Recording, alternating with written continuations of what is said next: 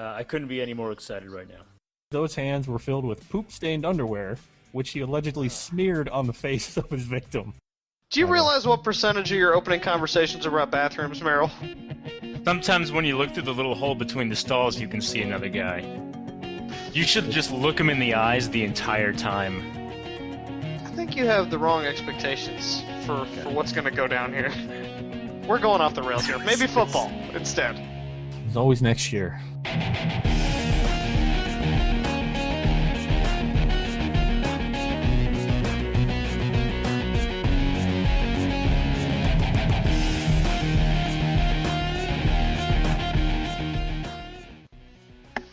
Happy Sewing Machine Day, everybody. One of my favorite holidays. Welcome back to the Sandlot Cast, the podcast about our uber competitive fantasy football league, so you don't have to.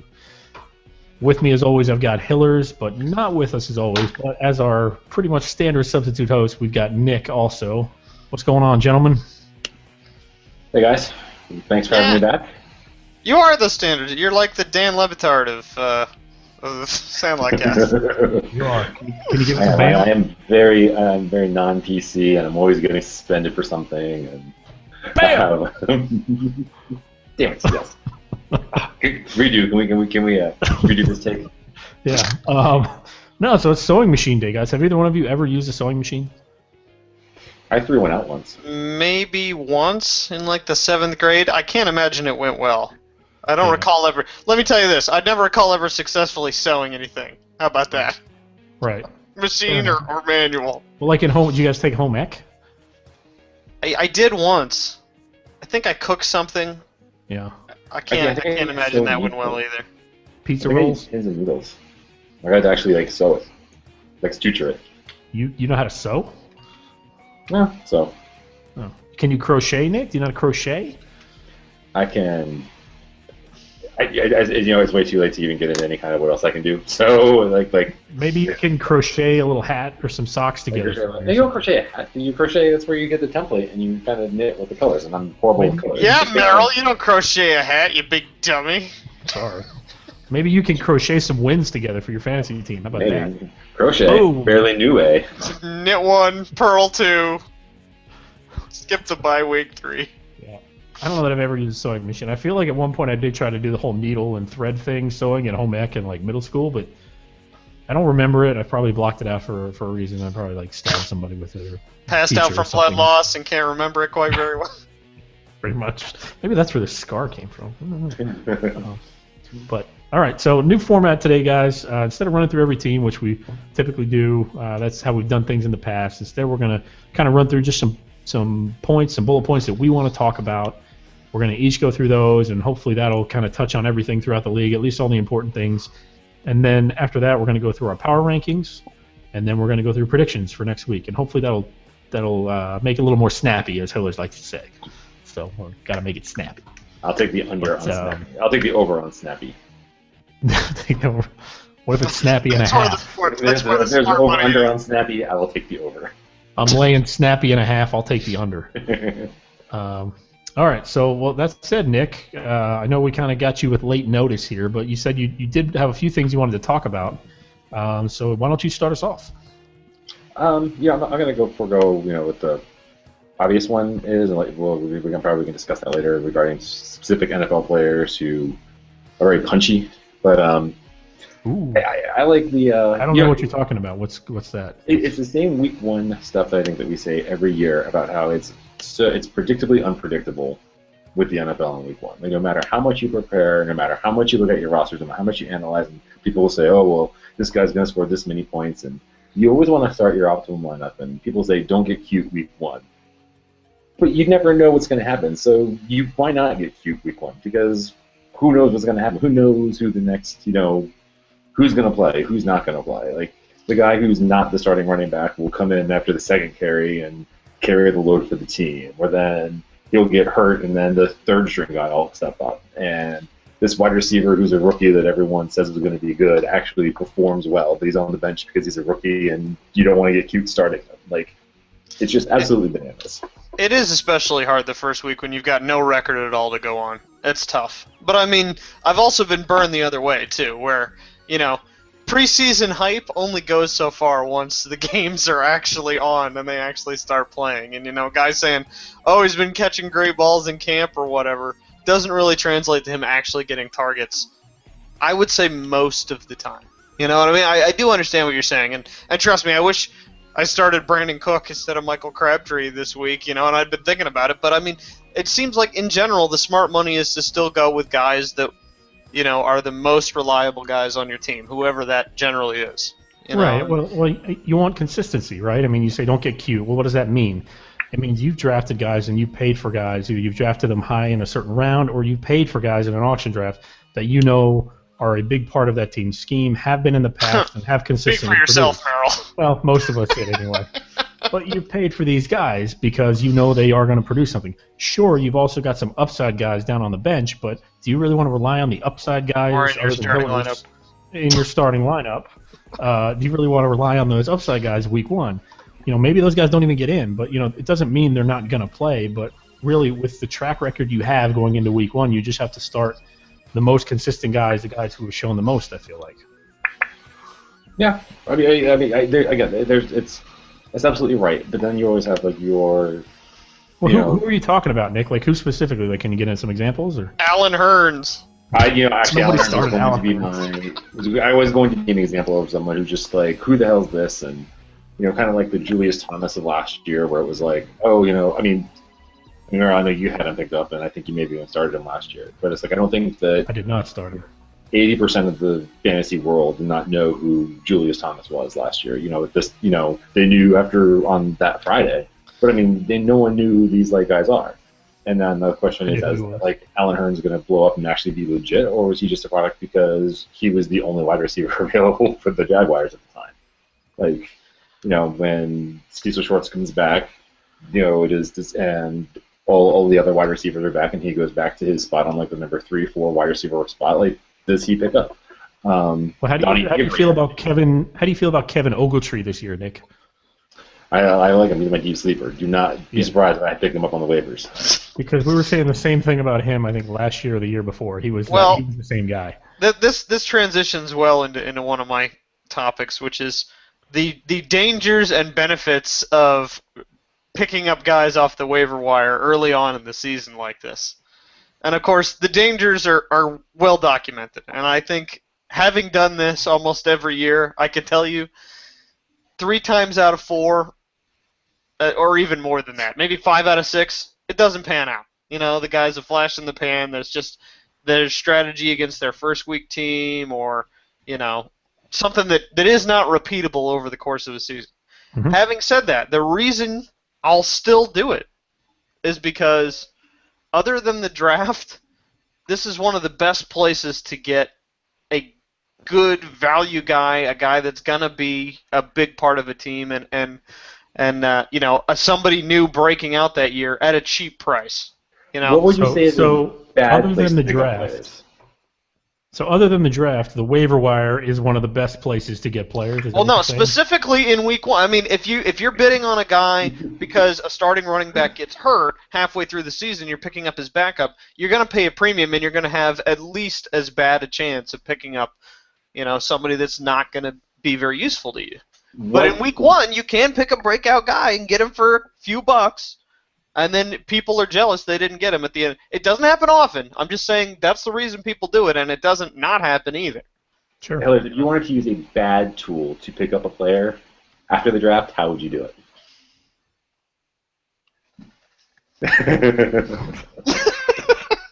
Yeah, I don't know. Infomercial. I just happen to have an Allen wrench to hand because I've been putting a lot of it. It's terrible. You can't pick up anything with this. It's great for wrenching, but is that an IKEA Allen wrench? It definitely is. If you could see the rest of the basement right now, you don't really get a sense from what it is here. But if you could see anything out of frame, it's just boxes and mattresses and all kinds of chaos. But no hanker simulator. Or is the wife making you sleep in the basement, or what's the deal there, Hillers? No, that's What'd just you do, man? We're building stuff. Is Brett over? Is that Brett behind you, or is that? It's I don't know. Doug Martin. I think he got kicked off Brett's team. He needs a place to stay. That's a punching bag. I get it. But Yeah, I see. I mean, but to your point, Hillers, yeah, like I picked up Julius Thomas last year for $1 pre-week Right. 1. Right. And turned him into Alfred Morris and then turned him into Peyton Manning. So, that's one of the times where I feel like That's it how really you- worked out. That's how you crawl up, especially if you have a bad team. And I know it's important to keep your waiver bidding in check and have a little bit left at the end of the year. But if your team's really going to suck, spend it at the beginning of the year and try to get somebody before they're the next hot thing, because you're probably not going to let's need get it into in the that. So playoffs. That's a very good point now. sleepers, but there's the obvious ones, right? I mean, is there a certain pickup that needs to be made for a certain team, or I mean, Well, everybody knows what their team's needs are. I mean, if do they? You should. Well, some people don't. Brett probably doesn't know where to start this week. Yeah, Brett's in a bad way. Yeah. But you know where your solid guys are, and you know where your spots where you're not quite sure if I'm drafting this guy if he pans out. I'm not saying abandon guys that you had as sleepers in week 1, but sometimes you just have a spot and you don't really care, and this is a good place to, especially if your team is crappy, you have more flexibility than teams that are really great. Yeah. And this is how bad teams get better. They get in early on guys and buy into hype on the waiver wire. They don't spend all the money, but some of it doing that. So Nick, who do you think is the number 1 pickup this week for waivers? Like, who do you think is the guy that most needs to be owned that's on our waiver wire? That's actually a really good question. Without giving away anything that I want, I'm going to say, Alan Hearns is going to probably be like the number 1. He's going to probably be the most expensive player. Really? That's not what I had. No. No, actually, that's not true. I think. Yeah, I would say I think Justin Forsett is probably. That's who I had. Forsett. And I think Brett needs to throw like $50 at him just so he has a guy he can play. Something. Yeah. Cole. Which is a shame. Cole's going to be up there. Well, yeah, price. But it's like when the Nats brought in Jason Worth. It's like you have to overpay him just so you can get him. You have to have somebody you can play on your team. And right. There's so few guys out there, and so he's a guy who really produced when he played. And it's not like he's a young stud or anything. He's 28 years old, I think. So it's not like he's coming out of nowhere. But there's nothing wrong with 28-year-old though. John Kuhn scores a touchdown every time he touches the ball, so maybe he's going to go for a couple of dollars. Yeah, but he's a known quantity. Yeah. Ray Rice being fired. And then there being a sudden power vacuum in the Raiders' running game is a little bit unprecedented, and a guy has an opportunity. I'm sure there's tons of guys in the league that if they had a chance to play, if they had a few games, if they were put in the spotlight and given some leeway, would really impress people. Would be studs somewhere. But you never know who they are. It's because they just don't. Those opportunities don't come around all that often. Sure. I'm not saying Justin Forsett's going to be that guy. I'm just saying in a season, running back goes down, their backup is available on the waivers. That happens, 2-3 times a season? Something like that? Yeah, well, there's a lot of guys who could use it, like Watson, who Zach Stacy looks like he's in a timeshare all of a sudden. Mm-hmm. Dad Dix, who really MJD's already hurt. I'm going to go ahead, and I think this is another point about week 1 too. Is it's overreactions over everything that happens. Like Zach Stacy Zach Stacy is. What you say? Zach Stacy's in timeshare now. After week 1, you can just say, "Oh, I'm off the Zach Stacy bandwagon. He's in the timeshare after week 1 because of a certain situation, and the backup quarterback went down. So now their game plan had to change again. So Zach Stacy's suddenly in the timeshare." No, there's a reason. There's a reason you should be worried about. One had 9. Yeah, there's a reason you should be worried about. I think that's the next thing though. Is that's one game that that could have just been the way the game plan played out. But it's also the preseason. Benny Cunningham also got a lot more carries, like in Game 3 of the preseason, for instance. He was the guy that they went to. That you should be worried about Zach Stacy, but not necessarily because he's suddenly worse than Benny Cunningham or whatever. The reason that they're even talking about now he's in a committee is Sam Bradford is not there anymore, and people are stacking the box, and they are forced into a position where they got to change tempo, or they got to change types of plays. He's going to have a tough season because their throwing ability has been slashed, decimated. Look, are you worried about Jamal Charles now? I have a slight concern about Charles, but I'm not worried. On a scale of 1 to 10, 1 being not nervous at all, 5 being super nervous and 10 being meh, where are you? What? 5 is That super scale nervous. makes no sense. 10 is meh. I guess I would say 13. To be Yeah, sure there we on go. that one. So on a scale of 1 to 10, how concerned are you about Javon Charles after 1 week? I don't know. 2 maybe. Okay. So you're not really. So I mean, okay. is that how many points he scored this week? No, he had 3 actually. So Oh, okay, all right. No, but no, I see what you're saying about. I mean, Watson has Benny Cunningham, so he's good there. If something does come up. But, Is he good? Now he's got a committee situation instead of a stud running back. That's not as good at all. Not that great, yeah. But no, I see what you're saying. I mean, it's again week 1, like you said. Do you overreact? When do you put in the money? I mean, there's no real surefire. Every situation is different. That's why there's no recipe. There's no rule because every situation is completely different. There are some guys that did terrible this week. That who cares? They're going to do better a different week. And there are other guys who are like, oh boy, that's really bad. And it's all about their coach and their scheme and who they played and what the situation was and what they got hurt. I mean, those variables are what makes a fantasy football manager. You just got to look at those and judge each one on its merits and try to do as best you can. I mean, all right. that's the game. Minigame winner goes to who can name the quarterback of the St. Louis Rams in the second half last week. Oh, Austin. Austin what? That was his last name, Austin. No, his first name was Austin. Austin Pierce? Austin P. Austin Rivers. Austin Dillon. I don't know. It was Austin something. I get half credit. So you get the mini. You don't get the Like game. You just Austin get the mini. Pierce or something. I don't even know. He's not a guy you should pick I up. thought though. his last name was Austin. Actually, you know what it could be. I really don't know. In which case, I would have won by Jeopardy rules. But But you didn't form it in the form of a question. too bad Well, I have wasn't- no power to actually give a mini game to anybody, so I just threw that out there. You don't. No, I don't. You do not. All right, Nick. What else you got for us? Anything? What else you got on your list there? I mean, they just how the NFL changes from season to season, and how you can never really this week was just crazy for NFL purposes in general. We had upsets galore. You have Cam Newton sitting out for a week because they want to make sure that he's healthy. Just all sorts. I mean, it was just a fun week of football because it was just Bills beat the Bears. the Bills beat the Bears. The That was Dolphins great. beat the Patriots. It was just the Seahawks trounced it ended it in just a disgustingly efficient action against the Packers. We don't need to talk The about Cowboys that. looked horrendous. The 49ers look great. The Jaguars-Eagles game, I was loving. The first half, I was like, go Jags! Yeah, right. Put a hurt on. All those people who were Derek Anderson started week 1 of the 2014 season. That is a stat to go down into the books in some kind of bar bet game. we call him DA down here in Carolina, by DA. the way. DA. Right. Sure you do. That's what they call him on. It was really just a in fun the week of Carolina football. circles. When you haven't had football in 9 months, or 7 months, whatever it is, this was a good week. There were a lot of fun storylines for week 1 this year. Yeah, there were. I mean, I think the Jaguars thing was the best because all the people in the eliminator pools, that was their pick, right? Eagles over Jaguars. Always pick against the Jaguars. So first half they were freaking out. I think 60% of people on ESPN No! freaking out, totally freaking out, and Who is Alan Hearns? Why is this happening? they didn't account for the Alan Hearns factor. Who does? Who does? It's hard to know. Tony Hearns or whatever it is. Yeah. But no, you're right. The week 1 is always great because you kind of know what to expect, but you don't. And then week 2 is kind of great too because you wonder, is it a mirage or is this going to keep going? This is the week where you kind of see, is it going to continue? Yeah. Are the Vikings a respectable team now? Is that, I think they are, is that a but thing?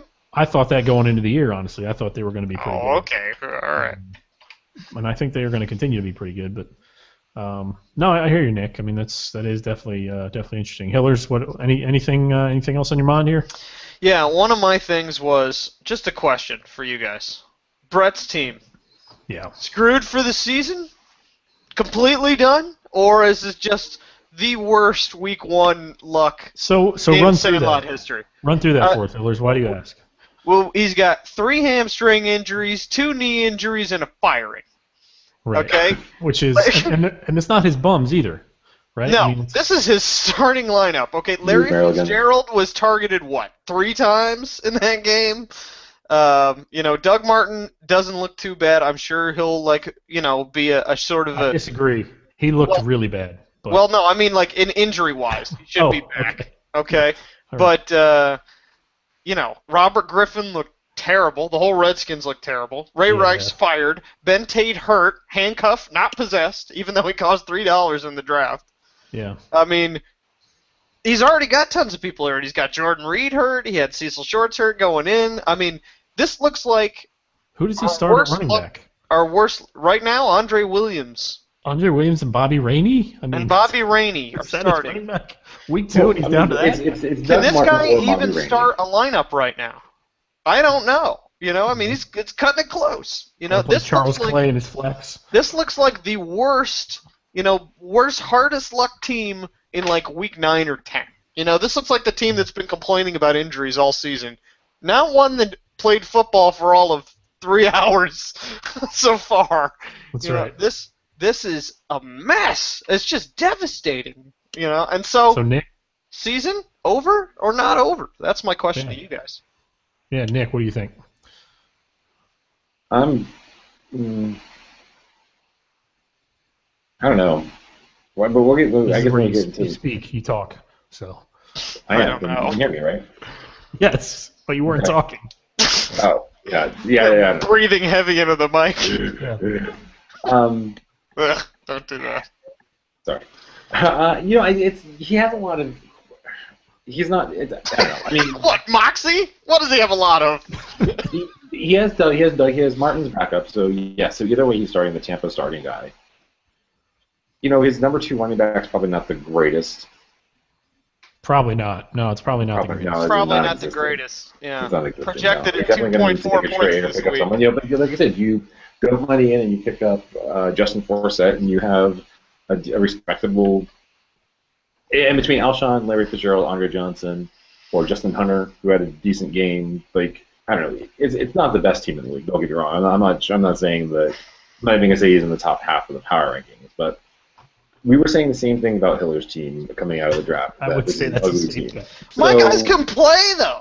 They're functional players. They're not fired from their team. You don't know how serious these injuries are. Did you not hear my list? Saying that Jeffrey, they were saying that Jeffrey could have come back in the second half if he absolutely had to, but they held him out. Martin, who knows what's going to happen with him, but he has his backup. You have 1 your weekend. free agency. 3 hamstrings, It'll 2 depend on what Barry kneecaps, wants. 1 all fired depends on RB, and a partridge in a tree full of shit. This team is fucked.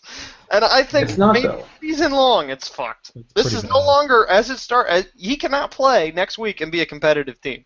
I mean, let's say he can start Alshon Jeffrey. Okay, so he starts Alshon Jeffrey. Then his running backs are, again, Bobby Rainey and Justin Forsett, assuming he gets Forsett. And then he's got Jeffrey Fitzgerald, I guess, and Andre Johnson. He has Charles Clay as his tight end. I mean, I guess it's not the worst. He can plug in Carson Palmer instead of Robert Griffin. But that's not a lineup you want week 2. I mean, that's just, this team went from a team we really liked last week. Maybe This. it is. He's been decimated by injuries, and let's see what he can manage his way out of. And He's going to play the maybe he Wingate can help and him. lose. He's going to play you the week after and lose. He's going to play Anthony and Evan the week after that and lose really bad. And how do you come back from that? Yeah.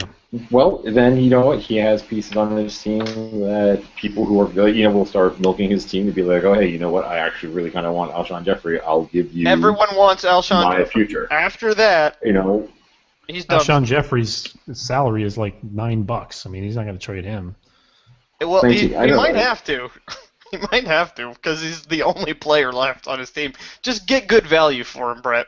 Well, I won't be able to Well, offer it thanks, to I you, don't know. but give good value. Well, never quit. I mean, that's we've seen teams come back from Sure. way worse than this. No, as bad as this, and that's Well, he's about only as 0-2 good as we can at say. this point. He's only 0-2. Right. There have been teams that have been like I think 1-5 or maybe even 0-6 that have come back to make the playoffs. So again, it's not dead in the water. And as we just all been saying about week 1, nobody really knows anything, and there were surprises. And week 2 is going to be full of just almost as many surprises. I feel for you, Brett. I mean, I'm not hating on your I know. management. This is the biggest worst luck week. I've complained about it a lot. Merrill, God knows. Anthony, we've all big complainers about their bad lucks. This will be referred to for a while as the new standard in worst week. This was he got pretty messed up here. So I'm gonna bring something up here, guys, in the draft, and over the years I've kind of harped on, I'm someone who doesn't really go the extra dollar or two on defense or kickers, and Hillers, you and I disagree on this quite a bit. Yep. And it's worked out for me sometimes, other times it hasn't. Just like spending on defenses has worked for people. But I just went kind of back a little bit to look at that. And one of the things I saw, I think there was more money spent on defenses this auction than possibly in any auction there that we've had before. And really, unfortunately, all I could do was go back to last year. I couldn't really find the auction drafts for the previous year. So if anybody who's watching this wants to go back and look, feel free. But so like last year, there was $21 total spent on defenses in our draft, and this year there's 27. And that means that there were 1, 2, 3, 4, 5, 6, 7, 8 defenses that went for over $1, which is obviously that's what 2/3 of the league did that. So I don't know, that's quite a bit, and the immediate returns aren't that great. But so far, only 4 of those defenses ended up in the top. Only 4 of the defenses owned ended up in the top 10. But so like the Patriots went for 3, the Bengals went for 2, the Panthers went for 4. They actually had the most. Well, San Francisco went for 2. They had the most points because they played the Cowboys, who were just a disaster. But most of these defenses put up pretty average points. When you compare it, and the reason, and just to get into this, the reason why I say this is right now at least we're at the point where 4 of the top 10 defenses are owned, whereas right now 9 of the top 10 running backs are owned, 8 of the top 10 QBs are owned, 9 of the top 10 receivers are owned, 8 of the top 10 tight ends are owned.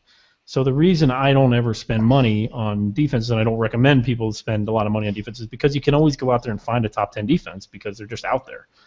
You can go find one on waivers because right now there's 6 of them that are out there, and you get to mid-season and there's still going to be 5 or 6 of them that are out there. What's your point? We just got done saying about how this week was full of upsets, and that there was a lot of people will have to adjust to some of this. There was a lot of injuries too. Yeah, there was a lot of people suspended, hurt. It doesn't mean that you shouldn't spend a little bit of money.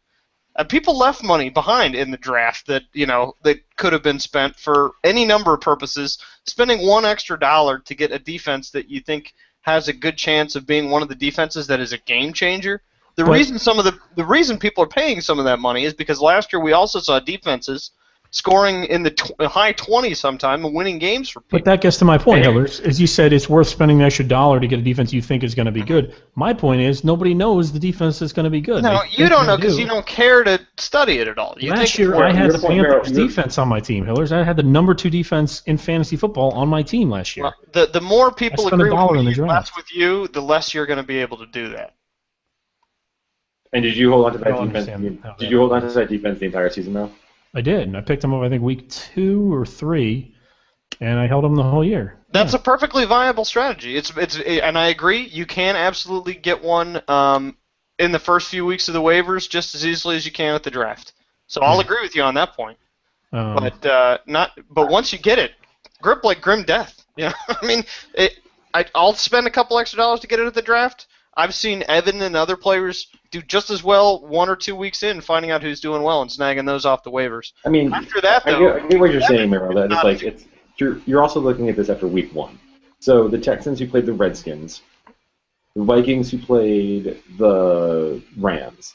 Like you're gonna look at those and say that 24 points out of these two, with the number 1 and 2 defensive scoring, playing those 2 teams are gonna be legit people. I'll go ahead and just spend my $5 on the draft and have the Seahawks defense and take that as safe money that I will have the number 1 scoring defense at the end of the year. Okay, I will take that. That's not safe money. My point is, margin. I will have that by a large margin. My point is, it's safe money for the risk. It's not tons of dollars. You're talking about $1 and $2. I know, but Hillers, when you get to the end of the draft, those $1 and $2 make a difference because that's the max bid, and that's where you can really pick up a sleeper or somebody late in the draft who you've been waiting on. That's who you can get.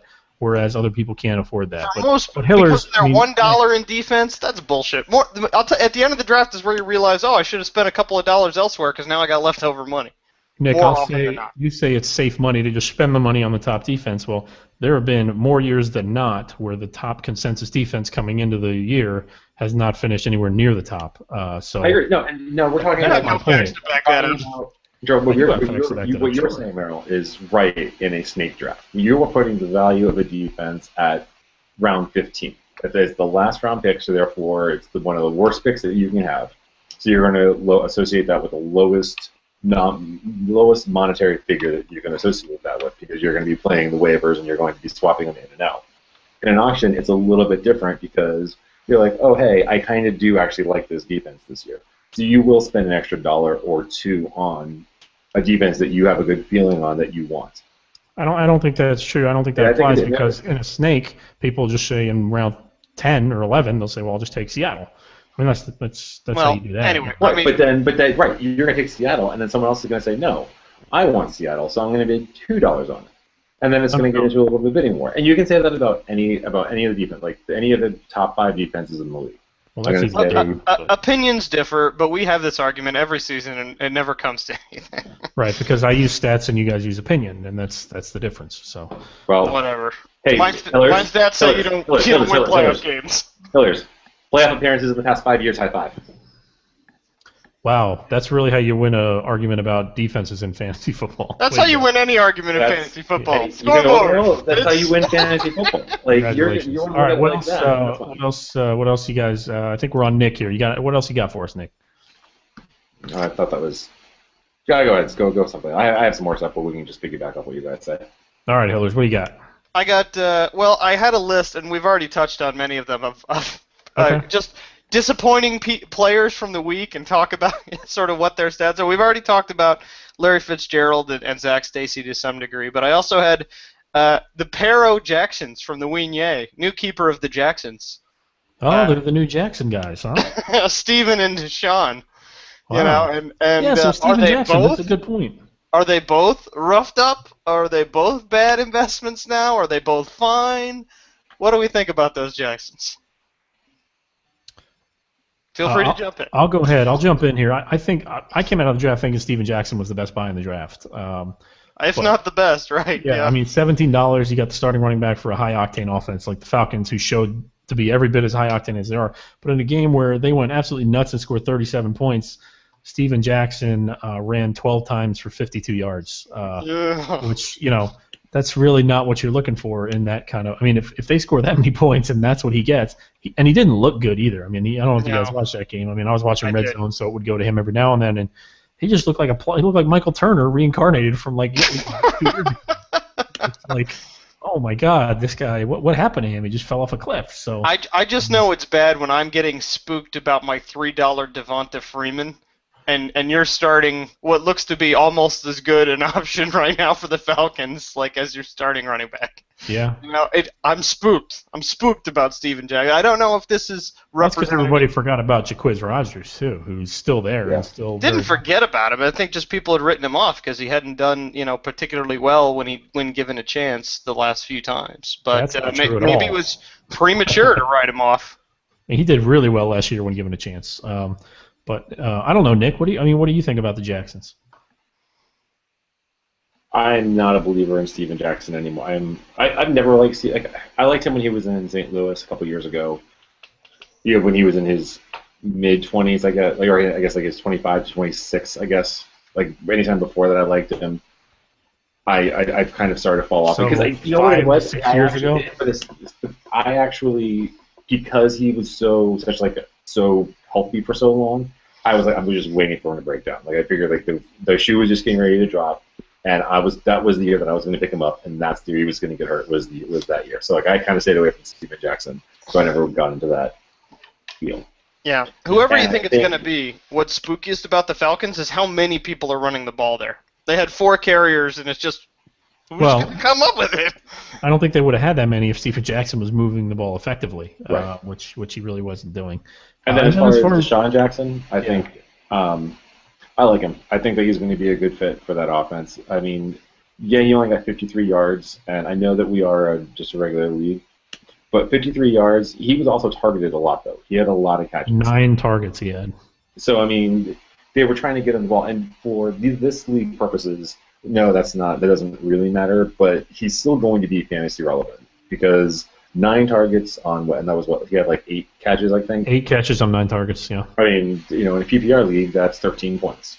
Mm-hmm. Well, and he's going to break though. Eventually, he's going to break 1 or 2 of those, and he's going to go. Robert had no time because he had J.J. Watt in his face the entire time. And I mean, the Redskins aren't going to be that bad the entire time. And so I can't expect Jackson to get 9 targets every week, but I'm also not going to expect him to only get screens. Like, he's going to stretch the field more. Well, I'm not worried about Deshaun Jackson as I am Robert Griffin III. I mean, someone's got to throw him the ball, and I don't argue that he will be irrelevant in fantasy, but I don't think he's going to be able to get to the high levels that I'm sure that Andy was hoping when he drafted him. That Redskins, because they're kind of they look a bit a mess, and I think RG3 is a bit of a mess. Is part of that problem, a big part of that problem. He's And the like fact the that he won't be a Jaguars pocket passer, and he's not maybe not as accurate as people said that he could be. I don't know, but it looked really bad.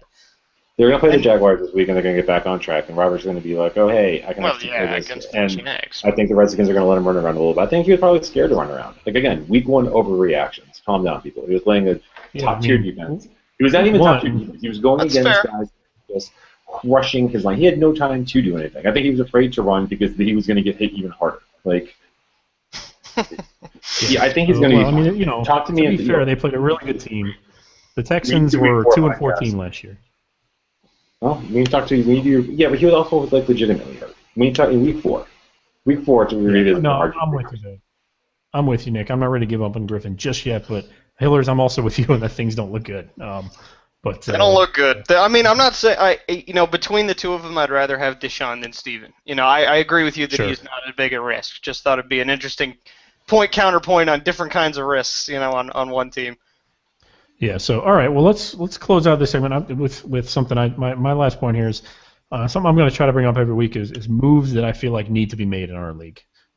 Something looking around at teams, what needs to happen. You can look at a team and see a clear weakness or a clear strength where they can trade from depth. Looking around, I know you guys didn't really prepare for this, so I'll go ahead and I'll get running. But I'm sure you guys have some stuff in your head here on what you think needs to happen. But I'll start out and I'll just say, for instance, I think. Well, PBJ needs to get players, people who play. Which, players. That's kind of obvious. Way to go! Oh, yeah. I'm sure you're glad you tuned in for that expert analysis. Get some players stat.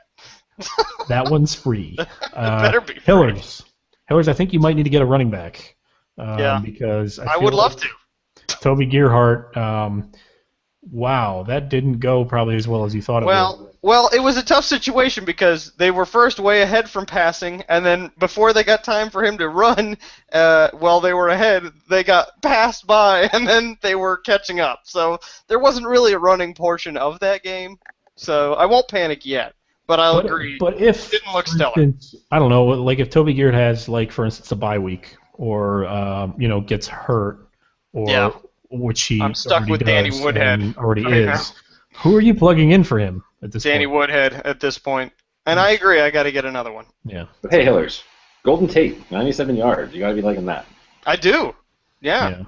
Who knew? I was texting people like Matt Stafford's check down, Megatron, his own feet, the sidelines, Megatron, Reggie Bush, Megatron, got tired of throwing to Calvin sidelines Johnson. again, Golden Tate, and that's about how it went for the first few quarters. But I don't know how. The problem is you don't have time to throw to Golden Tate when Calvin Johnson is lonely there in the backfield, just waving his arms with no one covering him. But even if there's somebody covering him, does it really matter? No, and obviously it doesn't.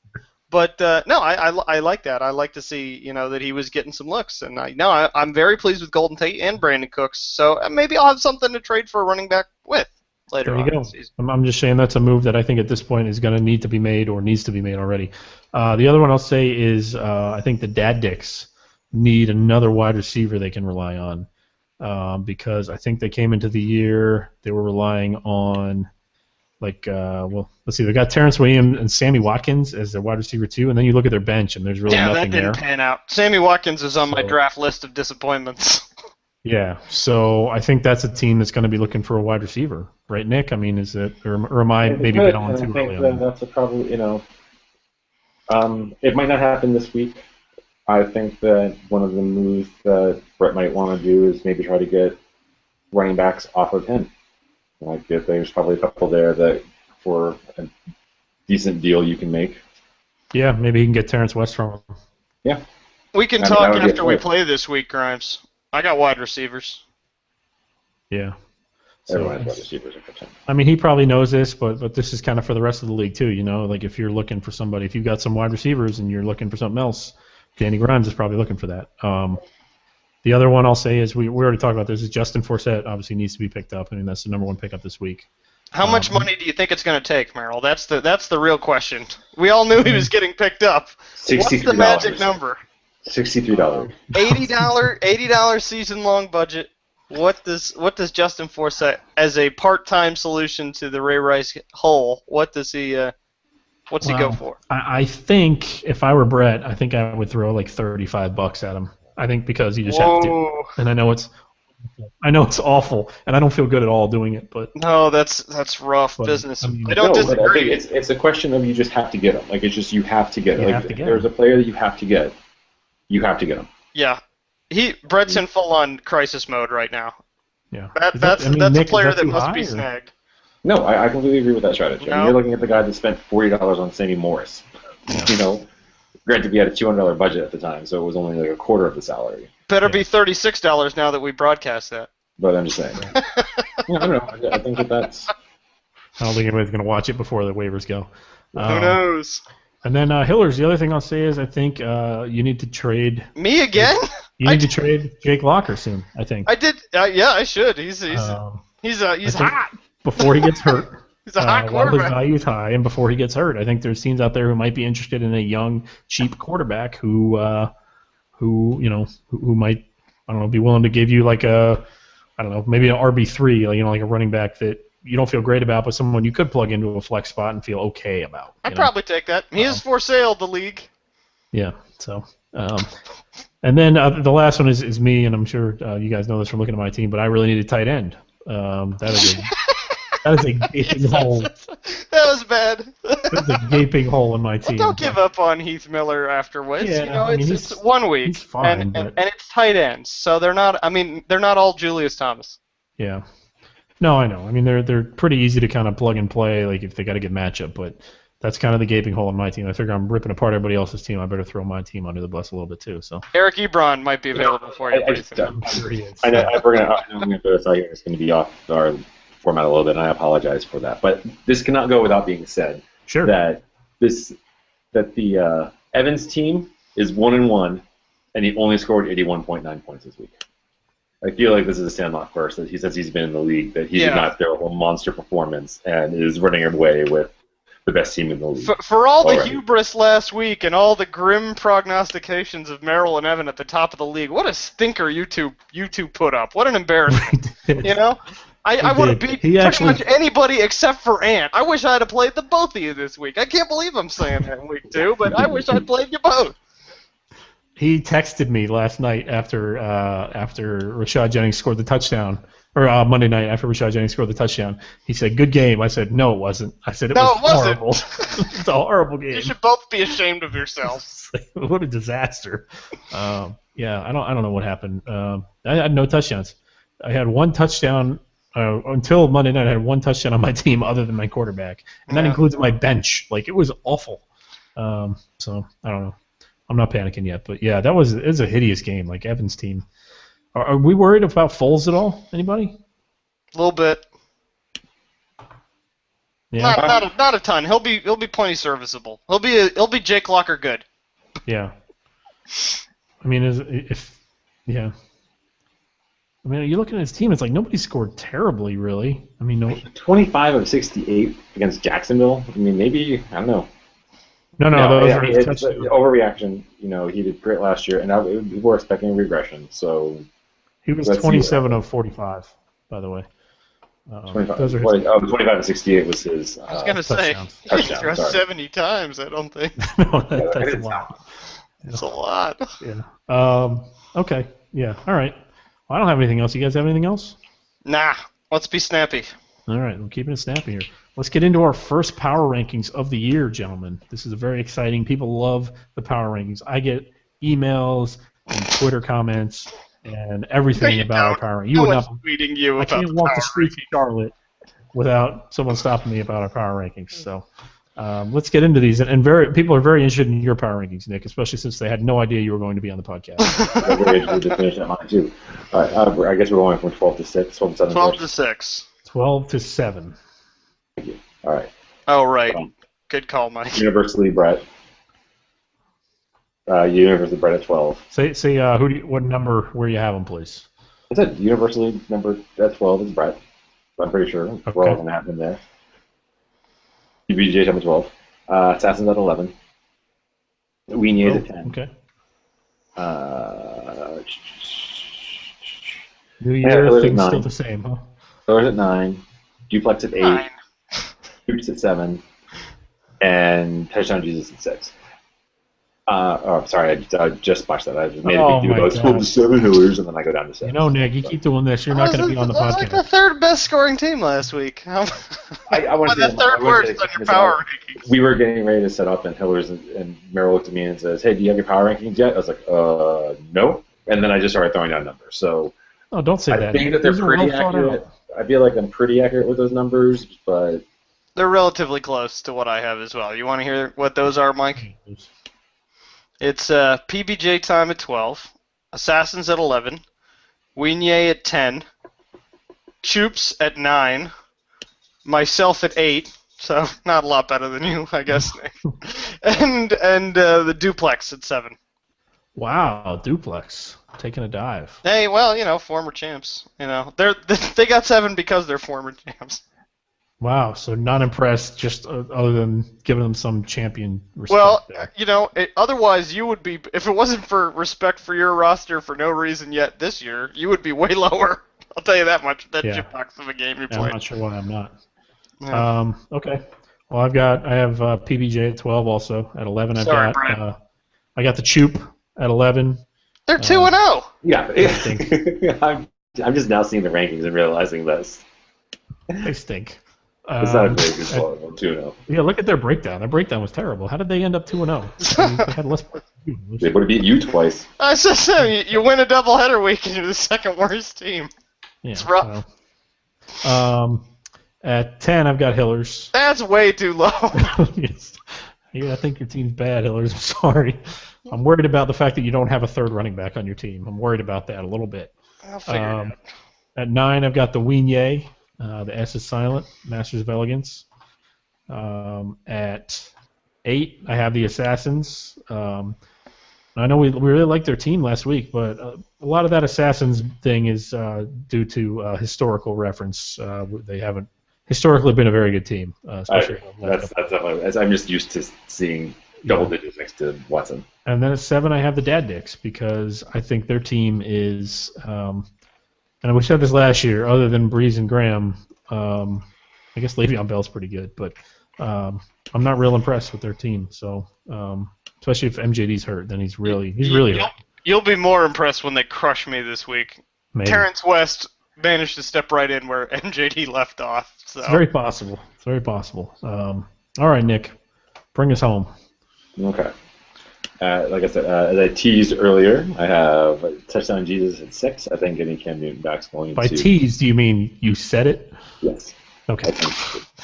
I think getting Cam Newton back is going to... I have to teach you what that means. This team. By the way. I have Dad Dicks at 5. And I have me at 4. Sex Cannons at 3. Wait, who's at 4? Sorry. I am Pirates in the screen. Okay. Sex Cannon's at 3 because history's going to tell me that he's going to pick it around, and I think that it was just an off week for him. Yeah.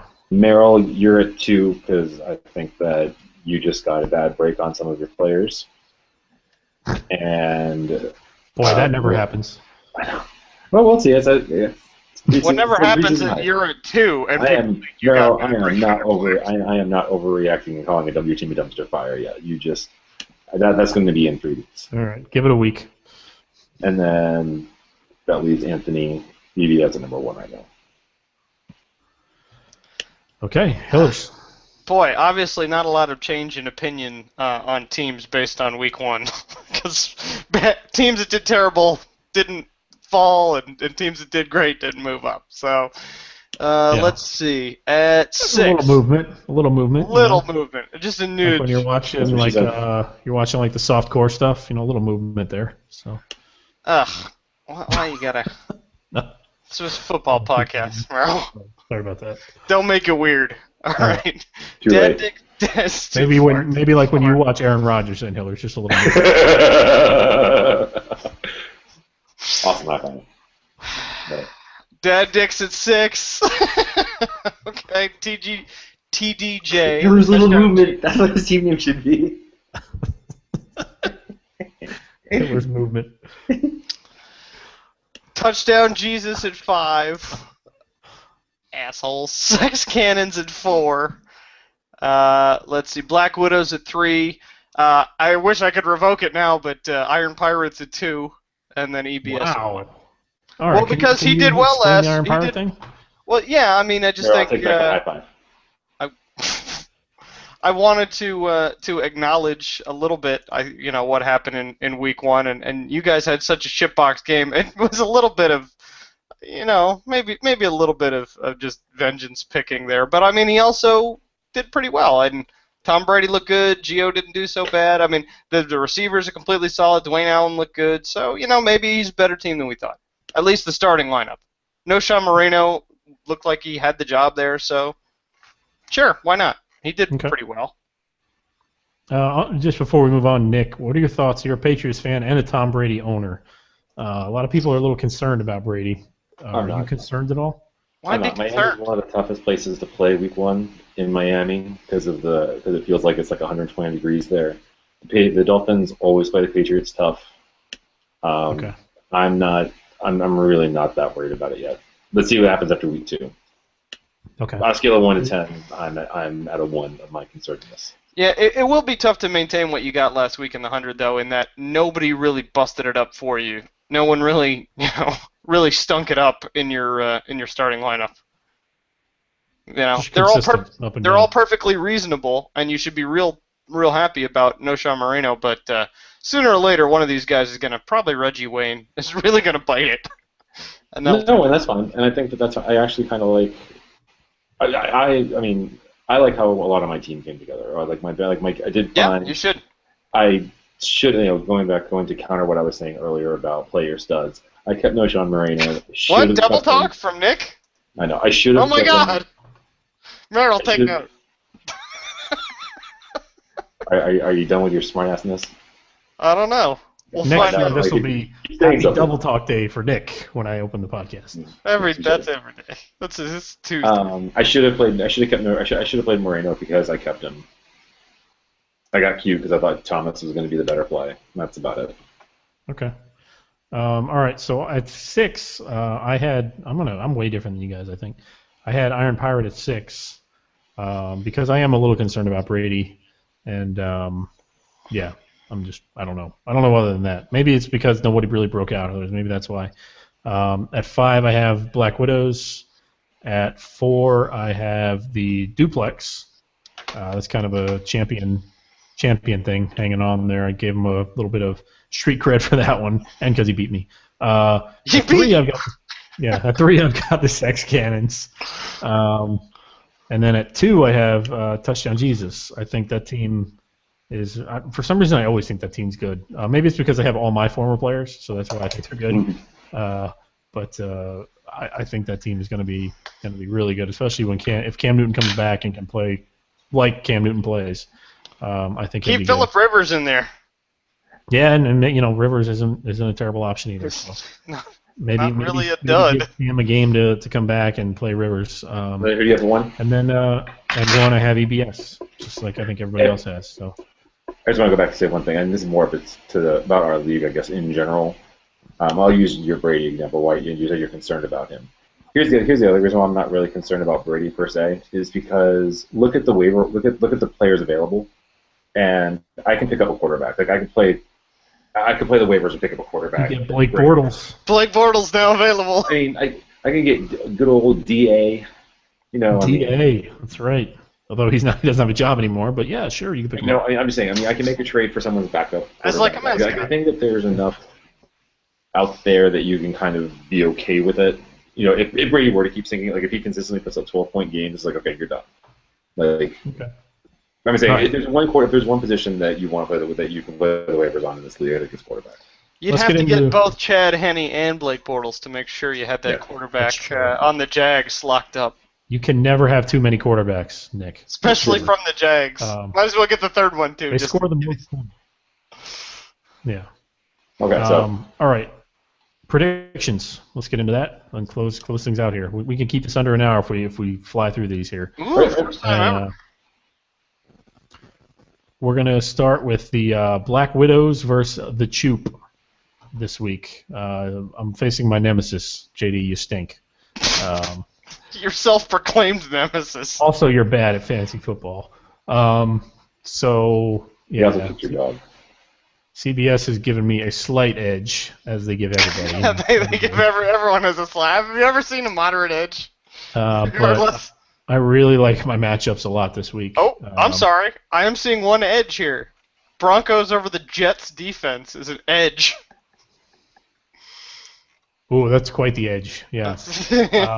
I'll just say the Jets defense probably won't be part of this matchup. I'm just going to They throw better that out not. there. They're playing the Packers. Yeah, at They're Green gonna Bay. Get destroyed. Probably negative probably 3 not would gonna be be a part too of it. generous an estimate for them. So I'm gonna take. I think I'm gonna win this one just because, like I said, JD's team's terrible, and he's terrible at things like life and other things. So I'm gonna take the Widows here. Much as I would love to deny your hubris and smug analysis here, it's pretty easy to take you in this one also. So sorry, JD. I got you back, JD. That's right, JD. I'm picking the Choop. Nice. Whoa. Substitute host picks you, JD. Congratulations. He's first in the passing rank with Matt Ryan, who you hate so much. I don't hate Matt Ryan. Again, totally misinterpreted what I said. We're not going to get back into that debate. We'll wait for Anthony to get back here seriously. before you continue to hate on Matt Ryan. The next matchup is the Dad Dicks versus Hiller's Upside, or Hiller's Movement. You pick the name. Really slight edge to Hiller's Upside here in the CBS rankings. Nobody on bye yet, so everybody's kind of starting their best lineup, which still includes Toby Gerhart for Hiller's. Hiller's, Brandon Cooks, you got to be pretty psyched about. I am. I'm totally psyched about Brandon Cooks. Not enough to pick myself here, but, psyched. Okay, so you're taking the Dad Dicks. Mm-hmm. Yep. My only hope is that Drew Brees throws exclusively to Brandon Cooks. Yeah, I don't like this new page. I can't see who's playing. It's like all in small print, who they're playing against. All right. What are you talking about? Never mind. Nick, who you got here?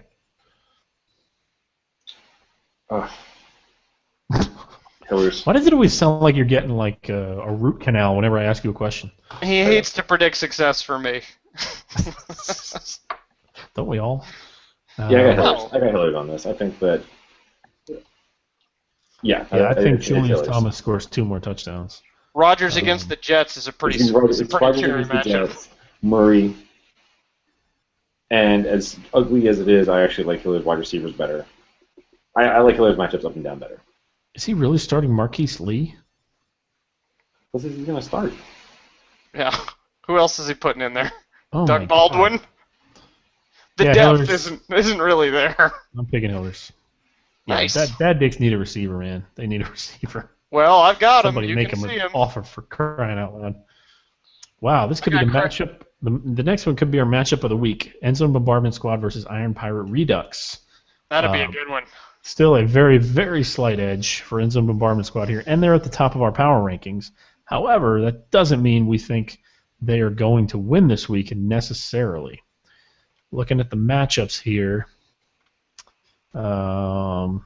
Stafford has a not so great matchup at Carolina, whereas Brady gets to go to Minnesota.